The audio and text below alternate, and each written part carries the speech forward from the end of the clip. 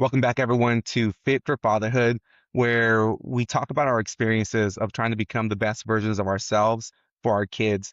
Today, we're very excited to have Ed Valareso here with us today, a friend from the neighborhood that we come from. And Ed, he actually used to work at Amazon, and not the warehouse. He was a hardware engineer at Amazon, and is now currently working at Meta as a hardware engineer as well. So we're very excited to have him here with us today. Ed, do you want to give a little brief intro about yourself? Yeah, thanks for having me on, you guys. It's been a while. Feel like we don't catch up that often, but we're always like following each other. We're in lockstep with each other with the decisions we're making for our careers and our families.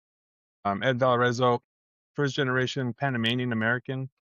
Grew up in San Bernardino along with you guys. We've mostly been in high school. Then I went on to go to Cal Poly Pomona, and I got a degree in electronics, computer engineering technology. That's where I met my wife. We have three kids going on four, with baby due here in May.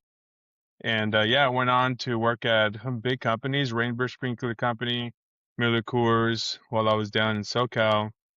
I then moved to Seattle to work for Amazon corporate at the time, where I was able to be really early in development of what became Amazon Go, that just worked out grocery store.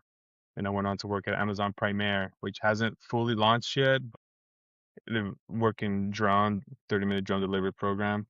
And then from there, I moved on to Meta, where I worked on Project Orion, which you're welcome to YouTube and check that out. It's full AR glasses. Then worked on all the glasses, and now I'm working on humanoid robotics. So been quite a career out here in the Pacific Northwest, just living the dream. That's awesome. That's awesome. So Yeah. right now you're on number three and going on number four. Yeah, uh, you know, we had kids at 25, and so we had Ismael, which are firstborn now 11. Then we had Marisa, who was about to be 9. And then I thought we Okay. were good. I thought we were done. I thought we talked about this. So I had a vasectomy. Sorry, this TMI. But then, and this is a thing that women who wanted more want more kids. And it turns out my wife always wanted 4 kids. She wanted a big family. And so I blame her siblings for never really telling me this. Also, she had all of her names for her kids figured out when she was really young. And so she wanted to sound grief, honestly, for like me essentially taking that away from her is how I ended up summing it up. And so when I realized this, I was like, you know what? I think this could be solved. Like, I don't want, there's no reason for my wife to suffer when there's solutions to this, me with the engineer mindset. So I flew to Austin, Texas to have a reversal done on an Intuit Da Vinci robot, which has a much higher percentage of success. And then years later, voila, Mateo came. We didn't think it would work because Lil, you were talking about doing the test, like did the test and I have swimmers there, but then with age also women have their complications. So we sort of gave up, but with a lot of prayer and just letting God do his work, Mateo came as really a blessing. And then from there, we're just like, oh, let's just try for like another year. And now we have number 4. So we got 11-year-old, almost 9, then a year and a half-year old, and then about to have a newborn. So quite a big gap between, but Dude, the yeah. two pairs are really close together. That's incredible. That is. Congratulations. Dude, Yeah, a so just reverse in vasectomy, bro. I know. And then with the robot. It was a robot Yeah. that did it. Is that right? Yeah, when there's a will, there's a way. Yeah, bro. I struggled getting my vasectomy just out of fear. Now imagine going back and reversing it. I would be even more scared for sure. Yeah, love Yeah. is love. Yeah, no, Right. I agree. I agree. It's funny because I get asked all the time, "Well, you have five. Are you gonna get the surgery?" And I always say, God's body is perfect. There's no need to touch it. So that's my excuse. But just among us right now, we're saving humanity. We have about we're gonna have approximately what four, then five. 13. That's 13 kids here just in this conversation. You walk into rooms nowadays and you don't see a lot of people don't have kids. Yeah. It's yeah, it's for various reasons, obviously, but that's awesome. Yeah, yeah, that's a good point because like I just wanted to mention, Jose, you had your first pretty early, and I remember a lot happened a lot around people around us. Hmm. And so my thing was always like, don't have a kid before you get out of high school, goal number one. And I was able to achieve that goal.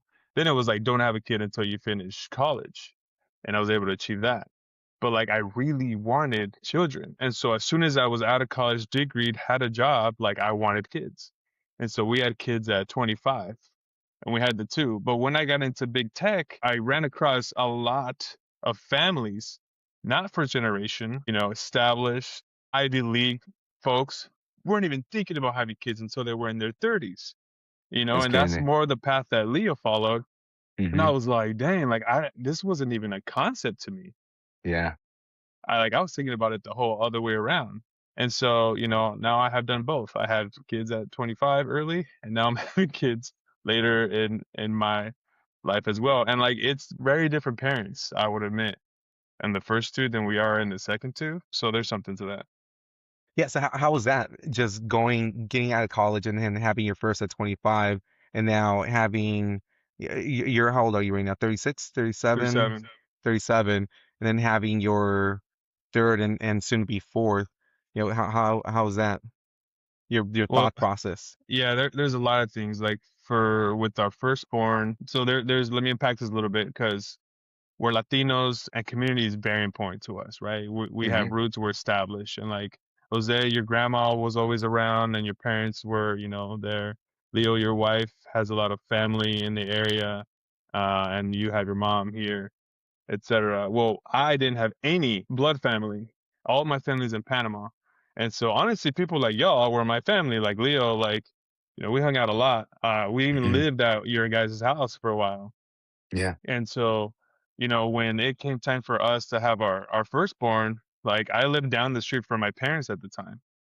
But then I got the job at Amazon. And so we left our community. Like everything that we knew that was community, we left it to go to Seattle. We lost the incredible sunshine that you have in SoCal compared to Seattle. And working in big tech, Amazon was extremely different than the 9 to 5 that I had working at manufacturing companies like Rainbird and Miller Coors, where you literally do go work your hours, maybe some OT, then you go home. Like working in big tech is not like that. It's a lot more demanding. It's very intense. And so lots of community, big brother change, big change to like what you guys were talking about, work-life balance, which I like to use what Bezos says was work-life harmony. And like it was very challenging. So that was really hard. Newlywed, new location, new job, new baby. And the other thing is like Ismael is on the autism spectrum. And so I didn't even know what autism was. So I'm grateful for my wife who did, saw signs of not hitting milestones and really put all her time into supporting Ismael. Thank God that the resources that I have at these big tech companies with excellent benefits have been able to help him progress incredibly over the years. He's now 11. He was diagnosed around 2.5, which is really early for a child on the spectrum to be diagnosed, but it's because my wife was there all the time. And then we had our second child quite quickly. We lived in an apartment. We then moved to a house that we rented for a long time.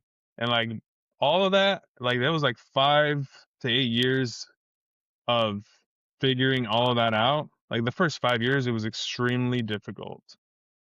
It was probably one of the hardest and maybe even darkest time for me and for us,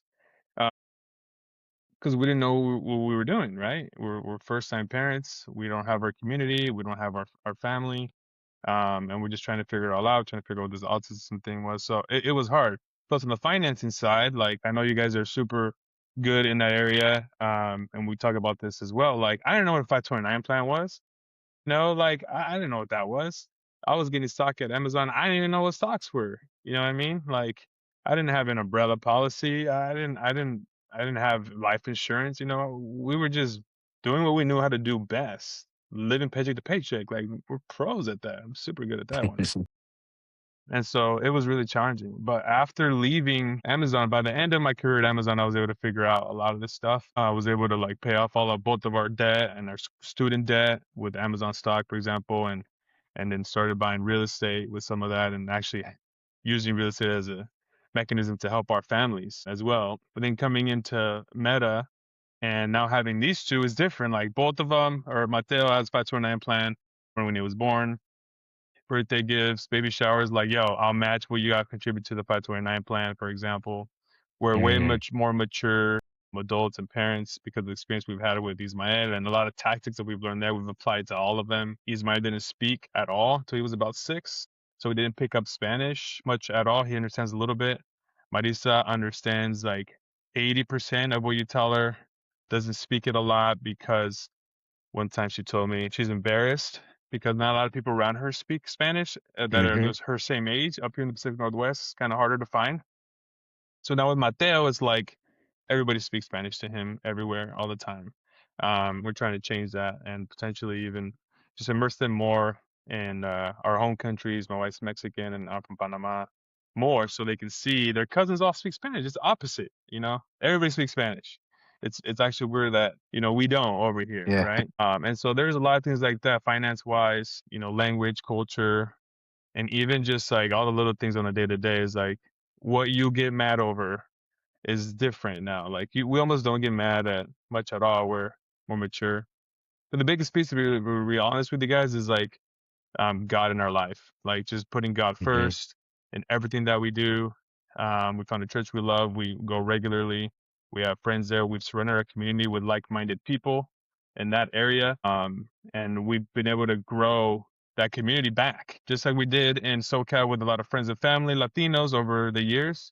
We've been able to grow that community here with people from our church. And that has just been a complete game changer to be able to go somewhere and our baby just walks around like he owns the place. Everybody knows him, you know, because he's part of our story. And when you need support, we have people we can reach out to. All of that has been completely different. I'm a lot more patient father this go around than I was the first two. So in a nutshell, I think that's what my answer would be. man, and that's I feel like I'm a butt in on that one before we actually start on the subject. Is you guys I think have that advantage having kids at different stages is learning the patience. You know, I feel like that's something that I lack the most as a father. You know, because I became a parent at 31, and I had four by the time I was 36. So they were all within 4 years. I had four kids. So patience is not something that I got to learn from one or two. It's just something that I have to do it on an everyday basis. And I mean, I feel like I am patient. I do try to, be as communicative as possible. But man, I feel like my wife tells me that's the one point that I can definitely adjust is patience. Yeah. And I think it comes from failure, right? Or doing it right and then, or doing it wrong, learning and then doing it right the next time. Yeah, I think you just get immune to it, right? Yeah. Even like the noise with the kids. The people come over and they'll it's pure chaos. I have three toddlers and you'll experience that, Ed, where you all have two pretty close to each other. So it's pure chaos and people just see us calm, just having conversations like nothing's going on. We get more concerned when it's quiet, right? What are the Yeah. kids doing? That's Totally. yeah, that's more concerning. So you talked about moving and just getting at we all know we all came from San Bernardino and our environment did have a big impact. We talked about possibly just our kids not experiencing that the same adversity. Sometimes adversity pushes you, sometimes it drags you down. Uh, what are your thoughts on that, and how do you feel? Because right now, where you're at, obviously, you're in a completely different situation. Your kids are going to experience a completely different life than you did. What are your thoughts on that? Yeah, let's unpack that a little bit because, you know, we grew up in San Bernardino, California, right? It's bankrupt city at the time that we grew up in, right? Like at least when we were there, it was worse than Compton, right? A lot of people around the world as I traveled, they recognize Compton and like, yo, San Bernardino's worse. Like, let me try to. I remember having to tell colleagues like, look it up. Just look up San Bernardino on statistics and see where you come up, and they were just blown away. I mean, folks that had a much more affluent bring up than we did, right? And so in my early life, I was almost resentful about having to grow up there to my parents. But it wasn't until we moved to Seattle and I realized, damn, if I'm a degreed engineer, I speak the languages. My wife is degreed, she speaks the languages. And it is extremely difficult to move and adapt and assimilate from SoCal to, Washington. Imagine how difficult it was for our parents to leave The their country. country of origin where they knew the language. They had all their family, all the, that we were just talking about, the support, to come to nothing, not knowing the language, not knowing where to get a job, how to get a job, not understanding the school system, which is where the AVID program was key for Mm-hmm. me. I know for Leo, you were part of it too. Yep. And like, I had a moment of like, whoa, thank you guys. Like, I'm sorry for ever being resentful. Like, I don't know how you guys did it, but thank you. So that's one piece of it. The other piece of it for me is now as an adult, like I just got back from Panama, you go back to where you came from, and I'm sitting there like, what would have been of Ed if he didn't have this opportunity as a first generation here? And it's just like, dude, it's night and day. Like I have only a handful of cousins or family that were able to come to the U.S. and study, and they essentially had to go back. A lot of times there's like becas or grants for scholarships or work who will pay for you to go and get a higher education overseas, but part of the deal is you got to come back.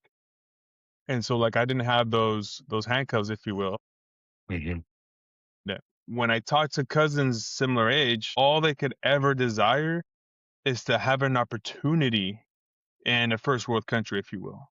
So I'm sitting here like, dude, like I don't even know how to put that into words sometimes, but that I'm just grateful for, the trials and tribulations that my family went through to just give us the opportunity to be here Yeah. and work it, if you will, right? And so that's like first and second part. But then it's like what made us three, who we are today. It's partly the environment that we grew up in, right? Like we all went through it. We did the things and we had to navigate all those things. Not a lot of us made it out, you guys, and you guys know this. There's a lot of Yeah. people that we know that died, that ended up in the hospital, that ended up in Mm-hmm. jail, that On didn't the get their high streets. school degrees, that they did not make it. And so, um, for whatever reason, we did. And it's been hard for me to put a number on what those reasons are. The formula. Yeah. And so to me, there's various variables, right? One of them is just there's something in us that is just different. Whether it's people who prayed for us and the spirit lives in us, or we accepted it, Mm-hmm. or we are just entrepreneurs. We just want more. We're just, we are seekers. Like, I don't know exactly, like, it's hard to say, but we all kind of have that drive, if you will. We pursued higher Mm-hmm. education. You know what I mean? When you step out of the San Bernardino, like you go to a university, you meet different people, you work in different areas, you meet different people, you start to notice that there are things about you that are just different. Different. Yeah. Like street smarts, for example, is one that we've developed because we navigated through that situation and it made us who we are. The entrepreneur spirit. We are really good at living paycheck to paycheck, almost that survival mentality that, you Mm-hmm. know, I don't have a lot. Like I gotta survive. I gotta make it. And so that's made us who we are. And so how do we instill that into our children without having them go through the same thing? And so like Yeah. this is like one of the toughest challenges that I have for myself. And so I'll break down a couple of things that we're doing. One of them is like school, right? You guys talked a little bit about school last time. Like we all went to public school, right? I had the honor of going to Golden Valley Middle School, the best middle school in San Bernardino. And then we all went to Cajon High School, which was the better high school. Still, like, Jose, you mentioned it, like, yo, there were race riots at our school. We were on the news all the time. There was fights everywhere. There was a fight club. Remember those days? That was fun. And like we didn't have the best sports, although our wrestling team was always pretty good. And we did go to CIF one year, Leo, for soccer. Yeah. But like, it wasn't, it was still public school. Like I have my kids in private school now, you guys. Like Mm-hmm. that was never even close to remotely an option for me growing up. And so they're experiencing different things. And for us, like, a private school was better for our son on the spectrum, so they can have his therapist as a shadow and help guide him through it. And it's a lot easier to navigate than going through the public school system, even up here, even at the best school district. And so that was the avenue the sacrifice we were making for him. But now the second one has to go there. The third one's probably gonna go there. Like, yo, it's heavy. And then where we live, right? Like, Leo, you mentioned you lived in Muscoy. I lived in Muscoy too. Yeah. Fontana, Rialto, south parts of San Bernardino, Paris, like all over, Apple Valley, Victorville area. Like I lived all over San Bernardino Mm-hmm. County, biggest county in the world. It's a big place.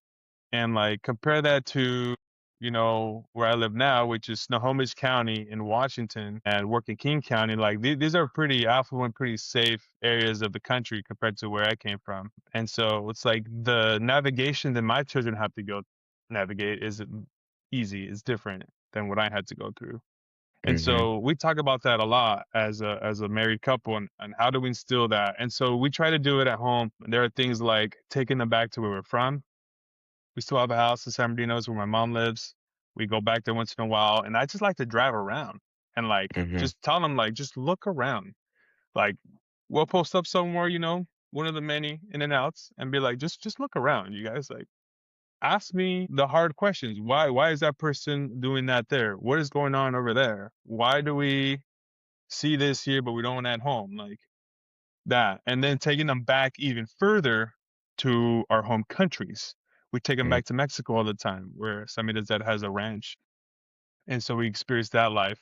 And then I'm trying to take them back to Mexico too. We'll do like leapfrog. 1 year we go to Panama, 1 year we move to Mexico, and expose them to those things. Got in the we started making the mistake of going back to Mexico to a all inclusive resort and because we were on vacation and we never did those things growing up, so we wanted to experience it. But we, as my daughter started growing up, he started assuming that that is what it meant to go to Mexico, and we were like, we're making a huge mistake here. And so we had to pivot, and we hardly do that anymore because I don't want her to see the norm of like there's half a dozen places to eat and three pools and they do your bed every day. Like that isn't normal actually. Mm-hmm. And the other things that we do at home is like, at least with the older ones, is we have like a financial sort of system with them. And it's something like this. I pay them $2 a day to go to school. It's equivalent for them to go to work, for me to go to work. They don't get paid if there's a holiday. They don't get paid if they were sick and they don't want to go to school. Ununionized. I deduct like a quarter or 50 cents for anything that we feel like. You didn't flush the toilet. I told you to flush the toilet. I reminded you. I heard that you said something bad to a teacher. You yelled at her or whatever. You gave mom a hard time in the morning. Like I start deducting that from them. And then we'll write the deductions on their whiteboard. And at the end of the week, we add that up. And then in the beginning, uh, I made bank accounts for them. They have debit cards with their names. They have checks with their names. And I would write them a check at the end of the week. We would go to the ATM. They would Oh, that's cool. deposit it. And so they know how to use the ATM. And so then they started accumulating some funds whenever they wanted to buy something, because kids, they just always want to buy stuff. We would tell them like, well, where's your money? And there's been experiences where like we'll purposely go out to go buy something for them that they've been saving for, but they forgot their card at home. And like I knew that they forgot their card, but I didn't remind them. We get there, find the thing, they get to the line, and they're like, I don't have my debit card. I'm like, I guess you don't have any money then. And so you wouldn't be able to get the thing. And so trust me, they did not forget their debit card the next time. Uh, right? And so now I'm trying to pivot over to like, I'm not reminding you every Friday that you need to get paid. You need to invoice to me. Because if you want to get paid, like you need to get paid. And so once they start, and they do accumulate 50, $100 sometimes, and then they'll go and my son's into dinosaurs. He's basically a paleontologist. And so he saves us for those, and he makes some videos with them. It's kind of purposeful. My daughter loves stuffed animals, has too many. They all end up at Goodwill. You guys know this. So Hmm. with her, we've been trying to be more like, I don't think that's a good way to spend your money. Remember all you had to do to earn it, etc. Sometimes they'll want something extra or more. And so when they're in summer, they're not getting paid because they're not going to school, so they have to work. And so we'll have chores for them to do. I'm just trying to inspire their entrepreneurial spirit, that work ethic. Yeah. And then we've also gone as far as like, we're going to Mexico. You have money, you can take some money out and spend it there in cash so you can see how the peso works. Like start to see that not everywhere in the world uses the dollar, right? Different Hmm. countries have different currencies. Panama actually does use the dollar. It's pegged to the Balboa. It's actually the first country to ever adopt the U.S. currency as their currency.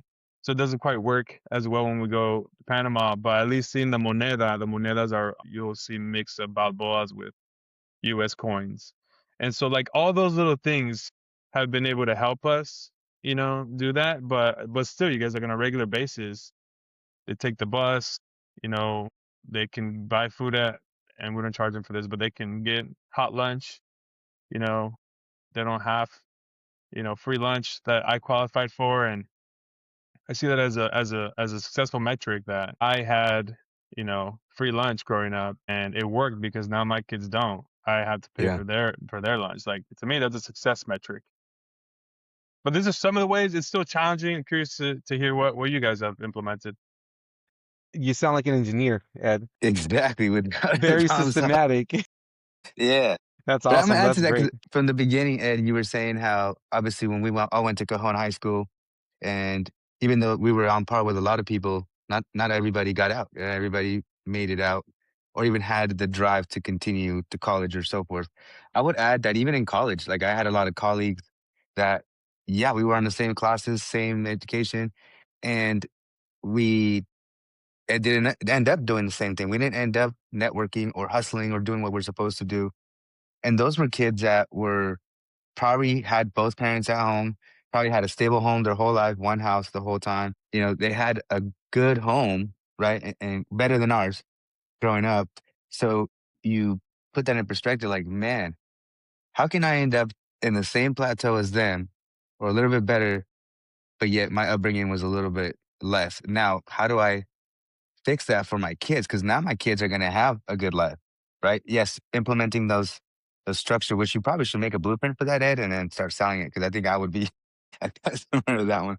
But like, okay, even if you do all that stuff, what if the drive isn't there because they feel like, well, you know, I have a home. Those are things that we always, at least for my upbringing, sometimes it was like, dang, how's my mom going to pay the mortgage when she's out of a job? She's going through something that she can't work. So yeah, like those are like, I think, switches that click at a young age for us that even kids in college don't have that. I have cousins that grew up well that they don't have that drive. They're okay with just the first stable thing that they get, and then that's okay. You know, so that switch is something that I yes, implementing all those stuff, Ed, I think is great, but I think I will still have that fear that, dang, what if it's not enough? You know what I mean? Complacency, I think, is what you're. Complacency, yeah. Yeah, and yeah, I think that's tough because that same thing with my kids. I should be exactly what you mentioned. That is great, and I should be implementing that. But I feel sometimes I want to give them everything. Now I'm out there working, and I just want to give them everything, and we'll go to the store and they'll pick things out, and I know I shouldn't because they're used to it. Every time we go out, it's like they know they're gonna get something. Um, I might start implementing what you're doing, but it's and my parents and I think it's related to my parents too because my parents were great. Both of my parents, I think they provided, they gave me as much as they could. And to me, it meant the world. Had a car at 15 years old. As soon as I got my license, they said, "Get your license, we'll get you a car." Got my license as soon as possible so I could get a car. It was a $10,000 Corolla, but still, brand new Corolla, and that's what they could afford. But for me, that meant a lot. So just going, just and I've unfortunately done the same thing with my kids where I try to give them what I can, anything and everything that I can. I try to give it to them, and I feel like because of that, that complacency. is in there. And I noticed it with my two older kids. My three youngest, there's I say there's still hope for them. And there's still hope for my older kids, but for my older kids, they have that complacency where I can see that they don't have that drive for more. Although I will say my oldest surprised us. He last week he called his mom and told her, "Hey mom, how do you build a resume, or what should I include in my resume?" He's 17. He's a junior. He put his resume together. He didn't even tell us. He went, had an interview, and then told us afterwards, "Oh, I went for an interview and I got the second interview." Took the second interview. He got a job, and I remember having that conversation with him. Why are you working? And I guess I had a little bit of a proud dad moment, but at the same time, a sad dad moment where he said, "Well, I can't ask you for money for the rest of my life." But okay, so Yeah. that I was pretty proud that he said that. But since I've been used to providing for them and just giving them, um, just providing for them in general, it was a little bit of a sad feeling that my son is trying to become independent of me. But that's what I've been trying to raise his whole life, trying to raise an independent man, and it looks like he's getting to that point. So, um, yeah, don't know what happened there because I wish I would have implemented some of what you mentioned. Think I will definitely implement it with some of our kids, but just not having that adversity sometimes can have you're not trying to you don't I'm not saying you don't have the drive, but because there's people that come from good areas that still have that drive. It's just you see it a little bit less because you're not trying to get out of something. That's why you Right. see rappers, they're trying to get out of the hood. The NBA players, they're trying to get out of the hood. Us, we were trying to get out of the hood as well. So that drove us a little bit more. But that same drive sometimes is in our kids, and I wonder how can you instill that drive? I think what you just mentioned right now is a great way of grounding our kids, taking them back to where we're from, sitting down in a parking lot and having them observe what's going on. Some of the streets that we walked, at night, or we were parked at night, keeps them grounded, taking them back to our home countries and showing them it's honestly we did win the lottery Hmm. by being born here. I will say, or by coming here to the United States and having the opportunity to prosper here. 'Cause our situations, I'm pretty sure would have been very different had he had been born somewhere else. But we did take advantage of we saw it as an opportunity, so we took advantage of that opportunity, and we didn't we didn't take it for granted. We do see it as an opportunity. We continue to see it as an opportunity just based on what we continue to do. I like to tell my kids, well, my grandpa, I always say I would never tattoo my anyone's name on myself. Tattoo my grandpa on me. He passed away. May he rest in peace 2 years ago, and I saw him. Didn't even speak English. Came to the United States. I didn't speak English. I didn't even find out that he didn't know how to read until 2 years before he passed away. Sure. I took him to the doctor and I told him, "Hey, Grandpa, here you have to sign this document." And he said, "I don't know how to read." I had my whole life, I never, 30 plus years, never knew that he didn't know how to read. Um, but just, and I always like to remind my kids, look, your grandpa sacrificed himself to come to the United States, didn't even know how to read. So we have to take advantage of that and see that, take advantage of the blessings that the opportunity he has provided for us. But yeah, it's something that I'm fearful is my kids not having that drive. I want them to do better Yeah. than me, have go to better schools, go have Right. better jobs, have better lives than me. So just trying to instill that drive is something that I'm looking to figure out how can I get that in them. And I think hearing this right now, I think that what drove us was more the extracurricular than the actual school, right? Like public school, especially in Southern California, not Southern California, but where we're from. Yes, we were like Ed and I were an avid, and they pushed you to go to college, but it wasn't hard, right? Like, it's not like you're driven because the schoolwork is so hard that that's what's pushing you to get to a certain place. I think what instilled the drive in us was the extracurricular, right? Like the outside of the school thing, and maybe putting them into different environments of driven, right? Like Ed said, the private schools or putting them in robotics, like what you do, Jose, for the school, things that push them to, okay, I got my schoolwork out, I've done out of the way. Now I got to focus on something that I got to figure out. And if I don't figure it out, it could be detrimental for XYZ, right? Not detrimental where it's life or death for like how it was for us, or we won't eat for certain days. Detrimental to where like they really wanted something. And if they don't figure this extracurricular out, it'll cause something that they don't want to happen. I don't know, that's something that just came to mind. School itself, that's just public school. I don't think that that's something that drives you, that gives you that drive, that entrepreneur drive of, oh man, I got to make this happen. It has to be extracurricular, right? Something outside of that.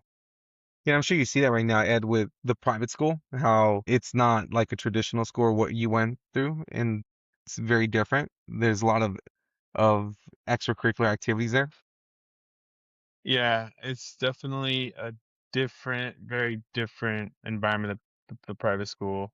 We chose a Christian school, primarily a lot around a lot of the laws that were changing on what they were teaching students in elementary school, in the public school system, we didn't fully agree with. But also a big part of our decision to go into private school was our son, he needed additional support, where our insurance was willing and able to provide him with an aide as a basically a shadow, a therapist. And in the schools, at least the immediate school that he would have had to go to, uh, you had to go and go with the superintendent and see if you can get that approved. But the standard that they were offering was just a non-starter for us. Like we didn't want to push him into this category and force him into this sort of rubric. We wanted to push him into being, you know, with neurotypical kids. Our goal is for him to have a optimal outcome, is what we call it. Is for him to be independent, have a job. He wants to have a wife, even if that means he lives in the ADU on our property. Like he's gonna be on his own. Like that's Yeah. our goal. And yeah, like at our school, it turns out I didn't even know this until after, but it's one of the top like 30 robotics programs in the world. It's one of the top in the country. And I was like, damn, like there was no robotics at our school. Like I think there was an Yeah. electronics elective, which I didn't even know. I didn't take it because I took auto shop, so I was really into cars, which did teach me a lot. But like, my daughter wanted to do cheer, and I was like, cheer, dude, like, and there's one other Latina in her cheer program, and she speaks Spanish, and we talk to her parents. But otherwise, is like, what's pretty normal American ladies in the cheer program, and it's not a very like Latino thing to do cheer. Like they ain't no Yeah. cheer back in our countries. But I was like, cool, like this is what you want to do. We'll support you. And there a lot came from it, right? When we talk about complacency, like it's scriptural. It's in the scriptures. Like you don't want to be complacent, and so for her to want to do something extra, I was like, we'll do it. We'll go on in. So it pushed her. She had to do new things. She got to meet new families. She experienced a lot of different cultures with those other families. And it's like, yeah, you got to wake up sometimes early, and you got to smile and cheer. Like that's harder than you thought, huh? And she had to do all the things, which is really good. But if you ask the older two, like Ismael, for years now, he wants to be a movie director. Like It's that's what cool. he wants to do. He's super good he can be a paleontologist also in my opinion, but he wants to be a movie director. For years he's been saying that. And she will say she wants to be a mom and she wants to be an engineer. And I'm like, cool, yeah. Let's go, hurrah. But like whatever it is, I want them to have the exposure of different things that they can achieve. And I think exposure is something that for us, where we came from, was not there, or the things that we were Or it exposed wasn't to positive. were not something to be looking forward to, right? Like I Yeah. didn't really meet my first engineer until I got into college. And like Hmm. that's unacceptable. I didn't turn on my first LED until I was in college. Like that is unacceptable. And so when I hear my son like he wants to be a movie director, I'm like, I don't know nothing about movie directing, but yo, let's go to this museum over here and like look at all these people. And I try to connect the dots for him. Like this is what you'd have to do to school, and this is what a camera is like. Let's make some movies with your iPad. And my daughter, when she says, I want to be an engineer, I'm like, cool. I know a lot of women engineers who went to MIT, and I partnered her with, some of them to just talk to them one on one to go and do some arts and crafts, but also see that they're engineers, but they're also ladies. Like they do lady things. And Yeah. expose them to all those different things. Like to me, exposure at a Yeah. young age is extremely important. It's just as important to know what you don't want to do than it is to know what you do want to do. And like continuing that activity of exposing, that is going to help them not be complacent because they're going to continuously watch, look, and want something else, something more. And when I think about, how this concept like change the family tree, it's not to forget where you came from or to lose your roots or your culture, but it's like my father, my grandfather, Valareso, came from Ecuador to Panama to work on the Panama Canal. That was a huge up. It's like going to freaking San Francisco to mine for gold, basically over there. And Hmm. like he was able to change the family tree for him. My dad went from, being in Panama, growing up in El Chorrillo, the worst part of Panama, and took advantage of the invasion of the United States into Panama, which they invaded his hometown. So he knew a lot of people who died in his neighborhoods, but he took that opportunity. And I was born in 88. They invaded in 89. So I was there during that to come to the US. And so, like, that made a huge change to the family tree to put me where I'm at. And so, sometimes, and I was talking about this earlier, like, my dad was absent a lot because he was a truck driver. My dad knows the continental United States, you guys, better than Hmm. anybody I know. He doesn't need a map. Like if I tell him I'm driving to Iowa, he will tell me all the side highways, not the major interstates to take. Very Latin, he'd be like, when you see this flying J, he's like, there's gonna be a highway. Like turn on this highway. Like he is a master at that. I love talking to him about that. But his absence was to create opportunity for us. And so, we talk about going to the store and wanting to get our kids everything. My dad was the same way. He couldn't always, but when I remember paychecks because he would take us somewhere to buy something. Like Hmm. that was the thing. Problem with me was and is I want very specific things, often expensive things. And so I'll never forget, like I begged and wanted this bike, which Leo, you know this bike. Oh my God, I It got was stolen a in my front door. Haro Ryan Nyquist X2 Back Trail. I used to know the serial number by heart because I wanted that thing so bad. And my dad saved up and got it for me as a graduation present from middle school. And dude, I was so happy, but I didn't know. And he was crying when he gave it to me that he never had a new bike. Like he Dang. never had that. And so for him to be able to gift me a new bike at the time was like a great, achievement for him as a Yeah. father.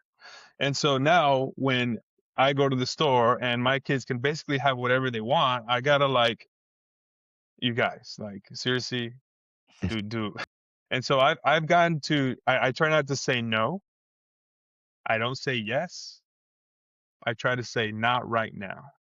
Yeah. Is that what you really need right now? Do you have another of those already? How is this different than the other one? Do you have enough money for that? Oh, I don't have enough. All right, well, you're gonna have to work a little bit more and then we'll come back and get it. You know what I mean? Yeah. Or they will now, especially our son, he'll make a case. Like he'll be looking, waiting for this one thing and saving for it before he's kind of like me. He's very like, I want that one. And I'm gonna do what I need to get that one. Versus like Hmm. I happen to have money and I happen to be at the store, so I'm just gonna buy everything that just comes to me and looks cool. Like, no, that's not the way to do things. Yeah. And so all these different things like play into that. The topic that we're talking about is trying to instill drive into them even though they don't have to go through the same adversity that we do. Like there are other ways to do it, but they're also tied to what made us who we are, right? Like it's still challenging. We're still navigating it, but those are some hot tips for me. I'm taking notes. I'm taking notes. Yeah. So Definitely. being in, we all came from the same high school. What do you think drove us to pursue college and, you know, and then once we get to college, pursue a career, right? I remember when I first started high school, I met Ed, and Ed was the one that pushed me to go into Avid. He's like, "Bro, you got to come to Avid. It's cool, bro." I was already on the way to go to college. I had an idea that okay, I'm good at finances. My mom's a CPA. I'll I'll just take the same route because I'm good at it. But I was just gonna do the regular classes, and he's the one that pushed me to Avid. And obviously, Avid takes you from a general population to a more college oriented population, right? But I remember that was like one of the turning points, just being in Avid and being around people that everybody's goal there was to go to college, whether they had an idea what they were going to do after. Everybody was different, but everybody had that same goal, the same orientation of okay, we're going to go to college. That's just what we're here for. Teachers were pretty good at making sure that that was your orientation from the time you got there. Mr. Peters was really good at being a coordinator at the time, and yeah, that was for sure was making me go to college. Obviously, there was all extracurriculars that I would do that would sometimes hinder that opportunity, but I know that was one of the ones that pushed me to go to college. And it may have been something a little more because I got kicked out of Avid. I'll tell you, my sophomore year, I was in Avid freshman sophomore year. Mr. Peters, he kicked me out of Avid. He said, nope, you're not going to be a bad influence for the rest of my students, and got kicked out of Avid. But I think just having an Ed, because I remember when I would hang out with Ed, we would hang out every so often, but he would be doing whatever we're doing. He'd be a mentor to us, and we look up to add to for words of wisdom.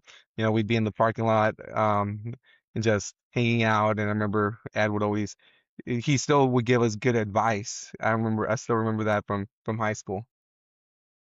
I'm always curious at how people remember me because sometimes I don't remember. But what's this? Smoke so much weed, I like my memory loss. Actually, Um, my first time I smoked weed was with Ed.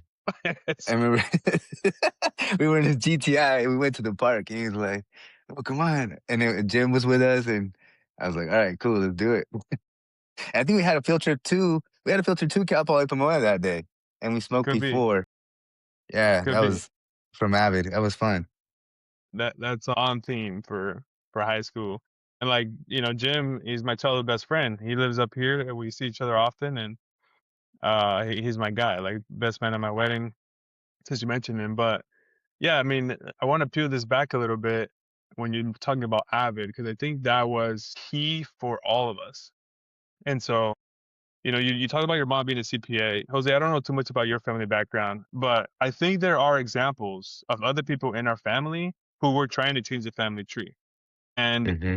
those people were the first line of exposure that we had to something different, right? And so in my family in Panama, I didn't have a lot of, it was obscure because I didn't spend my whole time there. I didn't know exactly who did what. And I have a really good understanding now because I've been there a couple of times. But like my mom actually got her nursing degree from the University of Panama. And I was in the womb when she walked to get her diploma. And just this last week, I was in Panama with my brother. We went to an art store because my brother likes to do graffiti, wanted to see what kind of materials they had there.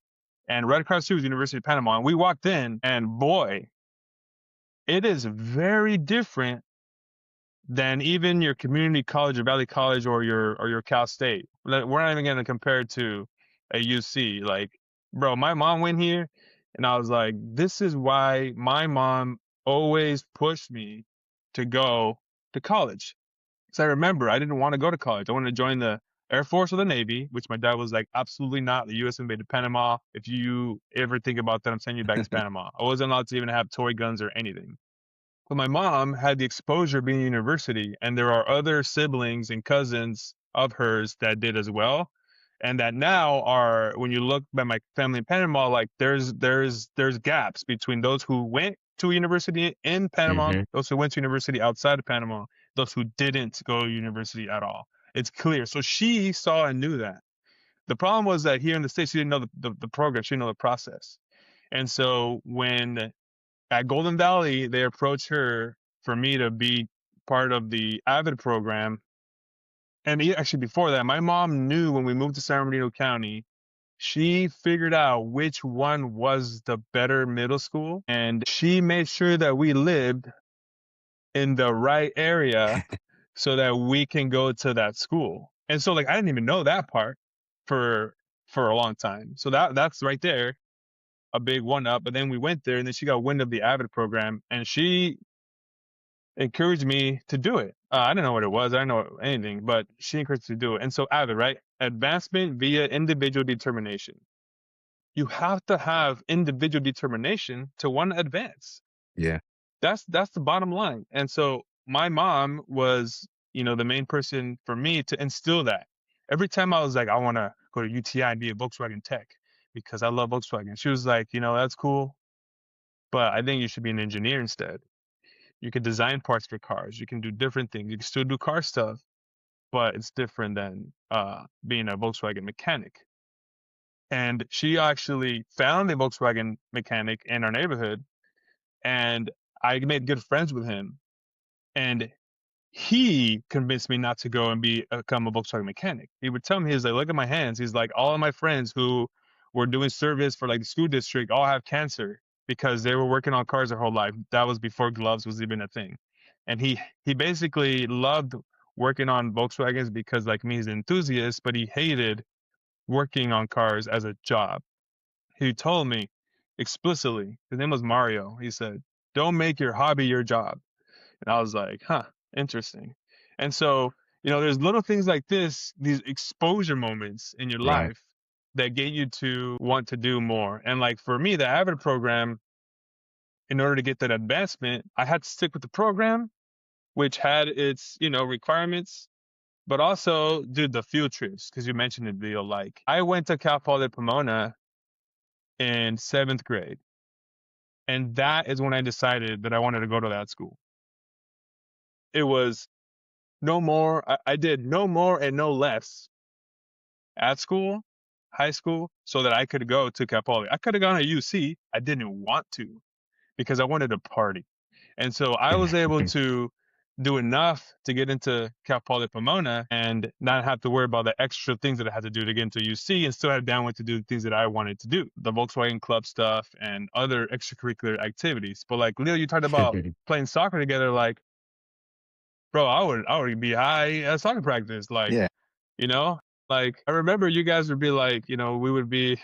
I think it was like the last game, like, yeah, try to get a red card. And I'd be like, all right, I'd be out there like just wilding out. Like, I was doing soccer because it was fun and there were some good people that we surrounded ourselves there. Like, let's be honest. But also, like, that was a checkbox to help me get into the school that I wanted to go to. Right. But my goal wasn't to like play premier soccer or anything. And so I always had this like I could go and do this, or I could go and do this. But if I hit this middle ground, like I'd be all right, and I could still kind of have a little bit of fun and do that other stuff. And so I was able to do that. But the exposure that Avid provided us, I think, was key to our success, because not Right. only did we have people that loved us like Mr. Peters, but we also got exposure by going to different universities. Like Yeah. again, Cal Poly continuously stood out for me every time I went. It was a beautiful campus. They had an excellent, still do engineering school, and you would see them like Concrete Canoe or the Formula SAE team. You would see those things that they were working on that were really cool. It was small, it was close enough, but far away from San Bernardino. Whereas other the UCs, like I didn't like UCLA at all when I went to visit it. And when we went to like Stanislaus or UC Merced, it was like I was way too far. Like I need to be Hmm. able to be close enough to be back home, because we are all very important to our families. Yeah. Like we had paychecks coming back. We were the man of the house sometimes. We had to do things. We had siblings that we still sort of looked after. We had those responsibilities, so we didn't leave too far.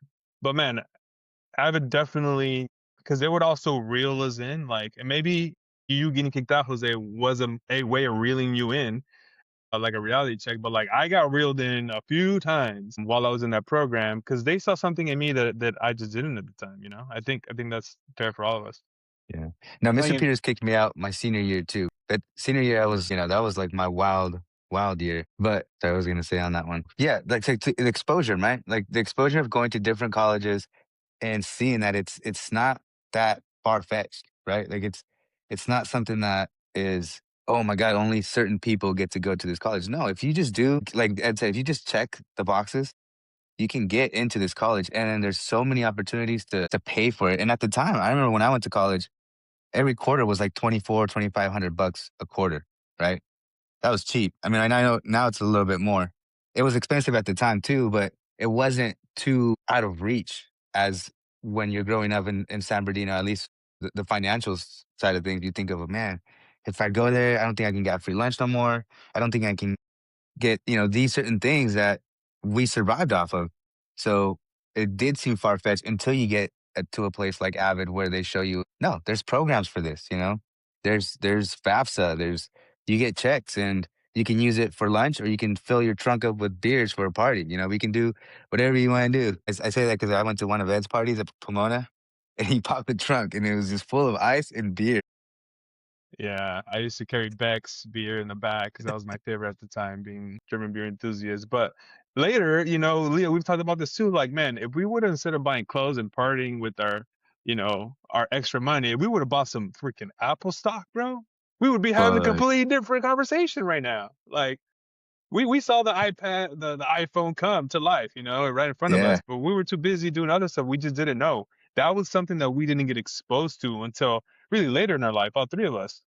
Okay, And so how do now, we implement that to our kids? You know, how do we tell the kids like, hey, look, fun is cool, but you got to see what's coming. You know, how do you expose them to see what trend is going to boost you up? I know, Jose, you post a lot on because I don't really keep up with stocks. I mean, I am a financial side, but I focus more on like I have my IRA. I don't want to see it. I don't want to log into it. I just put my money in there. Once I'm close to 60, then I'll start looking at it. I don't want to. I don't want to see it go up and down because I know I'll get frustrated. And then obviously like different investment accounts for my kids. I'm not the one that looks at stocks every day to see where the Dow is because I know I get tense, right? But that's something more on your side of the financial thing. So how do you or how would you prepare your kids to grab something at a good time? You know, like Ed said, grab an Apple stock when Apple wasn't Apple what it is now, or grab a Nvidia stock, you know, something like that. Yeah, I always say honestly that's it's tough because you never know. You might buy the Rivian that shoots up and then drops down 90%. So and Rivian may have been that next Tesla. So that's the hard part. But just exposing them to information, I think, just having them follow podcasts, listen to podcasts, read books, kind of like what your mom would have you do. Read books, try to listen to the market, if at all, just at least listen to. I always like to give shout outs to the rundown. They give you daily market updates in 9 minutes. That's my go-to Mm, every single day. So 9 minutes, I have a very short attention span. I'll drive or well when I'm on the treadmill or at the gym. That's a must. Just listen to those 9 minutes because it gives you a lot of good information. And it's entertaining now. The stock market yeah, and all these public companies, we no longer have those sheltered leaders. Now we have the Mark Zuckerbergs, we have the Elon Musk, the Jeff Bezos that it's almost like you're watching a drama going on every single day, a right. novela every day because it makes it entertaining. And I know I tell that to my students, I tell that to my son as well. But just getting that knowledge, getting that exposure, and it's always going to be tough. You don't know when to buy Bitcoin. I had someone trying to convince me to buy Bitcoin when it was at 120. I still have yet to buy $120,000. It's at what? It went down to about 63,000 Yeah, just the other day. So it's tough to just try to find that individual stock. One of my best friends, he told me about Tesla, and I know he probably hates me for this. Told me about Tesla when we were in college, when it was at $30 per share. And I was studying finance, he was studying real estate. He asked me for advice. Hey, look at this stock. Everyone's telling me that this is a great stock. Used all of my knowledge from finance, overanalyzed it, and told him it's not a good buy. It already went up $50. Don't buy it. It's not a good buy. I'm sure if he's listening, he probably hates me. He still hates me for telling him not to buy. So stock advice, don't ask me. Just listen to try to stay informed for sure. But something about going back to Avid, and I think you're right. You're totally right, and about how there's things. I think we're in the good sense we're opportunists because we take advantage of the knowledge that we receive and we take advantage of, and not in a bad way. We see it as an opportunity to for more. We see it. We don't take it for granted. Yes, we don't take it for granted. That's the thing. I know for me, I just had this conversation. I was a guest speaker for an MBA alumni event at Cal State. And I remember when they asked me about my experience at Cal State, the first person that gave me knowledge about finance was the first time I was exposed to finance was in my finance 101 class. That was a requirement. Freshman year, had no idea what credit was, had no idea what a savings was, uh, just didn't know anything about finance at all. And just learning about it, I captured that knowledge and applied it right away. Said I need to build my credit, and I was able to buy a home at the age of 20 because of that. So just capture that knowledge, saw it as an opportunity, took advantage of that knowledge, and bought a home a few years later. But even with Avid, I can say that with Avid, one of the advantages was that it did help me meet my wife. My sophomore year, I went to the Avid field trip at Knott's, met my wife there, and I'm very fortunate and blessed that I met her because she's the one that has had a very positive influence in my life. Bad boy, and she was very straight edge, very good, a very good girl. So she grounded me all the time, like pulling. Who pulls you back? She's the one that usually grounds me and pulls me back all the time. And also because of Avid, I did sign up for the SAT, Right. and didn't I just went because she was going to. She was a junior, and I was a sophomore. Went took my SAT in my sophomore year, didn't even think anything of it. Had my meeting with my counselor after I had gotten kicked out of Avid. She saw my SAT score, and she's the one that said, "Wait, you scored 1400 or 14 something. I think I scored like 1450 out of 1600 on the SAT." And she said, "That's a great score. Um, are you planning to go to college?" I wasn't planning to go to college at that time, just because I was in such a, I wouldn't say a bad place, but just a chaotic place in my life at that time. But if it wasn't, had I not had that meeting with her, she completely, she would sit down almost every semester with me and guided me to go to college. So she was very impactful.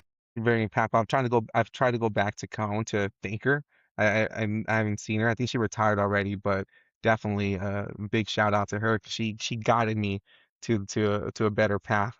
But all these little influences, I think we we see them as an opportunity to growth, right? And not in an opportunistic way where we try to take advantage of people, but more of this person's for like right now, Ed's providing a ton of knowledge right now. Definitely see it as opportunity to implement it with my younger Yeah. kids for growth for them.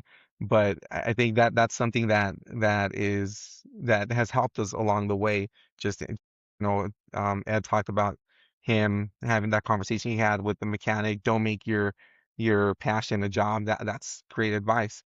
Hmm. And just taking that feedback, being open to that feedback, is being coachable is very important. Yeah, I wanted to touch on something Leah was saying here, like to answer the question. Well, but first, like, yo, shout out to the wives. Like, we would For definitely real. not be pushed or be where we're at, or just having a wife that will enable, like an enabler, for all the Yeah. things. Because we do a lot, you guys. Like, we're not normal. Just so we're all clear, like our plates get full, and like we just get bigger plates. Like that's just the kind of people that we are. And so kudos to our wives for supporting us along our journeys and all the things that we want to do, including having more children. Something that stood out uh from your question, Leo, is like make my advice to everyone, and I try to remind myself is like bring your kids along The your journey. journey. Yeah. Like I see you guys and like bringing your kids to work out with you, even if you end up not really getting a workout in, but they see that you're going to this place with all this stuff and you're doing whatever. Like it might look like plates then, but in the near future, that might be something the disciplinary thing that you will instill to them. And for Yeah. us, True. like our daughter has noticed that we have a few properties and she is aware of what it entails. Like we got to go because this broke. We got to go and do this and that. And we've caught her in conversations with her friends. I remember this vividly. Her friend was talking about like, I can't wait till I'm whatever age to get a phone. And my dad was like, "Oh, I can't wait until I can buy a house. I want like 5 houses and I want this big house." And it was like, I'm super proud of that because like, yeah, that's what you want. You can buy as many phones as you want later. Like you don't need a phone. You should definitely need a house. And real estate is something that I was ignorant of until, much later in my life. And that is the main wealth generator in the US is real Hmm. estate, right? But also like when it comes to markets, you guys know the saying time in the market, not timing the market. Yes. So And so it's like, honestly, Leo, like just having your accounts and continuing to fund them, that's absolutely wonderful. Like I didn't do that growing. I didn't even know what a 401k was until, you know, over a year into it. And then after my first job, I just cashed. I thought it was just like a cash bonus. Like I just cashed it out. I didn't roll it over. I didn't know you can do that. Right. And so all these things are super important, especially in the US, because it's so complicated. A lot of these things that we have here do not exist Hmm. in our Latin American countries. Like those benefits, there's so many tools here. But one thing that I can share with our kids is I do try to teach them about investing. I've been wanting to, but haven't tried to do the finance alphabet. Like just pick a letter in the alphabet and name it something after something. Like T for taxes when I think of you, Leo. Like they need to know what that is. Yeah, You know what I mean? And like real estate or just expose them to that stuff. But with my kids, what I have been able to do is like, hey, you know that iPad that you love so much? You know why it's so important? And then inside there's this chip, you know, and I try to break down, you know, the things. And because I'm a hardware engineer and I'm in the space, I try to get them to understand. Like I went to Asia, I went to Taiwan, and I went to where they make the chip that is in your iPad. Like, what are you talking about, that's Dad? And cool. then I break it down. I love watching videos of how things are made, like how it's made, Discovery Channel. And so my daughter has been really into that. But like we'll sit and go through many of these and dude, they pick up a lot, you know. That's my favorite pastime TV. I know I'm nerding out here, but like I like to see how things are made. And so at this point, I'll be like watching it and I'm quiet and I'll be like, blow molding. And so now every time they see something being blow molded, they know that's blow molding or That's cool. injection molding or CNC, you know, or food processing has different things. And so like things like that. But you know, we do real estate, so they see us doing that. And you know, I try to teach them. My daughter technically invested in Nvidia a long time ago, and I'm like, dang, I'm gonna owe her a whole bunch of money here when she wants to cash that out. But I just try to bring them along, and you know, they have ideas of like, oh, I want to sell this, I want to sell cookies or lemonade or whatever. It's like those are pretty typical American things that kids do. They'll go and they'll do the lemonade stand or whatever. Like, yo, they learn a ton from doing those kind of Yeah, activities. And so enable them doing those things, but also bring them along the things that we are doing, real estate, taxes, investing in the markets, or even trends. Like right now, the robotics, the humanoid robotics and the AI thing are the hottest trends right now. Again, I happen to be in the space, and so I'm able to teach them a lot about this. I'm trying to teach them how and be comfortable with using AI now, because yeah, even for us as adults, it's changing so fast, but it's not going away. And so I try to expose them to that. The glasses I've worked on, like they're familiar with them. They know how they work. I actually use them to help them with translation. Is one of the superpowers that the glasses have. And so you know, sometimes you don't have to do something extra. We just got to bring him along with what we are already doing. That's a high level of exposure. yeah. Especially like you said, because we are those type of individuals that are doing so much for them. We're a school, you know. So yeah, that makes sense. Yeah, definitely. That's awesome. Yeah, there's a book. I don't know if any of you have read it, but it's called The Millionaire Real Estate Investor by Gary Keller. Great book. But it's a book that interviews different millionaires and how they have built their wealth, people from all walks of life, nurses, teachers, and it's all real estate. That's where most, like Ed just mentioned, most wealth is created through real estate. So great book, Hmm. totally recommend it. Yeah. To add that to the library. Yeah, All right, guys. Any other topics you guys want to touch up on? Damn, it's been an hour. That's awesome. yeah, hour and a half. I think this is good. Yeah, Yeah, I definitely. love Thank it. you. Ed, what'd you think, man? Yeah, thank you for No, this joining us, is Ed. yeah. No, I want to congratulate you guys on taking this on and sharing a little bit about what you guys are doing as people. You know, this isn't a job for us. This is like our mandate, like our life Exactly. is being parents and fathers. And you know, it was alluded to earlier, but man, there's a lot of people not having kids anymore. People that don't want to have kids anymore. Yeah. The world is a crazy, dangerous place. And when I was in college, I had this moment with our senior professor. I was like, I don't even want to have kids because the world is crazy. And he was like, Ed, you cannot let the outside world problems prevent you from doing something that you really desire to do. And like, I'd argue that the world is crazier now than it was, you know, back then when I had that conversation with him. but like it's the hard thing to do, you guys, is having Yeah, kids. And like kudos to y'all, all of us, for taking that on and trying to level our kids up beyond what we did. Like I think we're doing a good thing and the right yeah. thing, but it is the hard thing. And so just kudos to you guys for and making time to do stuff like this, you know? Yeah, and I think other thing too is like it is the hard thing, but doing it the way we're trying to do it by being present and being more involved, and maybe even adding taking them to work, having that flexibility to do that. I think it's hopefully it's the new age, right? For people that do want to have kids and that is their goal. Yeah, the world is crazy, but guess what makes it better? Raising good kids, right? And the more we have that are raised well, the better the world can be. So we're doing the good work, and it's the most important work. Yeah, I heard a quote once where someone said, "There's no such thing as a lazy kid. It's lazy parents. It's not the kid's lazy. It's that the parents are lazy and just it is more. It's easier for us to just sit back. The kids are being bad. They're being raised incorrectly and just let them be, right? So for us to apply some of the stuff that Ed just mentioned earlier, the different financing techniques for his Structures, kids. Yeah, the structure, yeah, the different structures. I think it adds to our plate, but it's important for them, and they'll see it. They'll definitely they may not appreciate it right now, but they'll definitely be grateful for it later on. for sure. Ed, thank you so much, man. Yeah, We want to have you back again on different episodes. I'm gonna give you a list of Sure. like the next couple episodes. We gotta get together and then figure out which ones they are. But yeah, man, you come from the same ground we come from, same groundwork.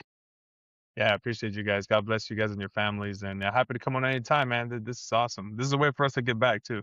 yeah, and congrats on Exactly. all the success. Honestly, Yeah, man. I, Thank you, I man. talk about you Yeah. often. I talk about you guys. What are you talking about? Yeah, yeah, especially the Hey, is anybody metaverses. anybody part of the Facebook group for Cajon? I I think there's think like a so. oh 07. I gotta post this on there. I don't think it's Yes. been exposed enough. All right, Yeah, guys. I'll see you awesome. guys. Yeah, take care. Have a Bye. good one.